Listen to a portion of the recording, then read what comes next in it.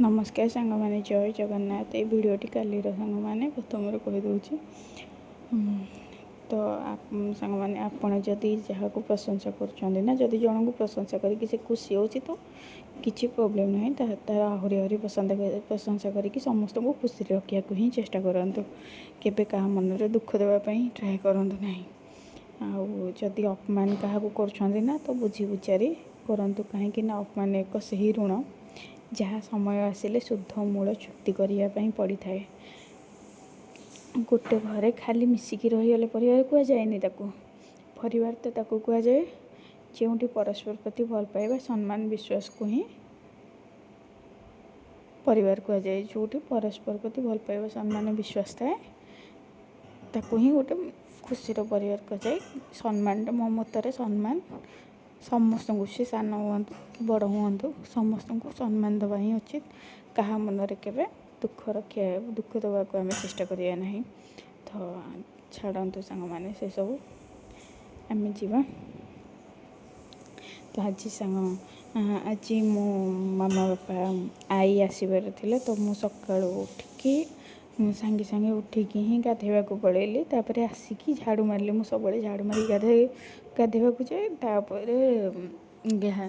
किंतु आज उल्टा हो जाए जल्दी जल्दी गाधे पड़े ही सब कम भी आराम से हो गाधे मत गाधे पड़े ही माने फ्री लगे कम करने भी भल लगे। जो पर्यटन मुझे गाधेनी से पर्यटन टी मांदा मांदा होती गाधे सारापर मोर चटापट सब कम चले। तो सांग मैंने मुझे सका उठिकी ब्रेकफास्ट बनवाई जाती भारी समस्ते मामा बापा आई आसला बेलू तो लंच टाइम हो माने लंच टाइम 11-12 हो। तो मुझे सका उठिकी मोर ब्रेकफास्ट बनई देती। ब्रेकफास्ट आज उठिकी उपमा तरकारी बनई झी कहला कि से पास्ता खाइब बोली तो बहुत दिन है पास्ता भी देनी मु तो प्राय दिन सब मुझे दिएनि चेष्टा करे कि घर खाଇବା देवाको छतुआ हेल्दी जिनस खायापी चेष्टा करे।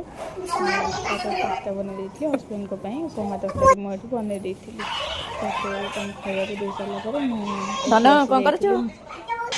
ठीक रे बस एमती कौन बस ब्रेकफास्ट कर सारे भितर मोर चषमा लंच भिडटा लंच भिडियो मुझे सारे मैंने रोसे सपटे बसती एपटे व्यस्त रही सहित बहुत दिन पर बहुत दिन पर देखी छुआ रही पढ़ुली से बड़ हो मैंने पूरा बड़ा जाए अभ्यास मैंने 3rd क्लास पढ़ला बेले मुझे घर को मामा बापा पाखे रोली कितु गोटे जार रही मामू घर रही आई ही मत सब छुआ बड़ी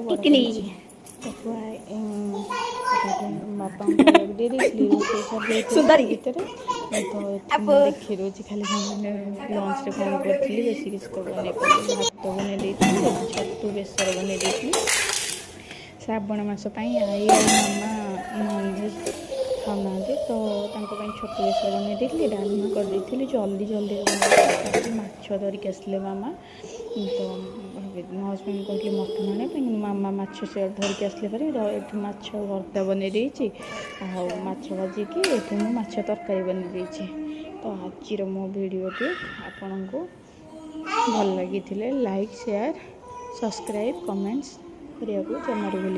थैंक यू।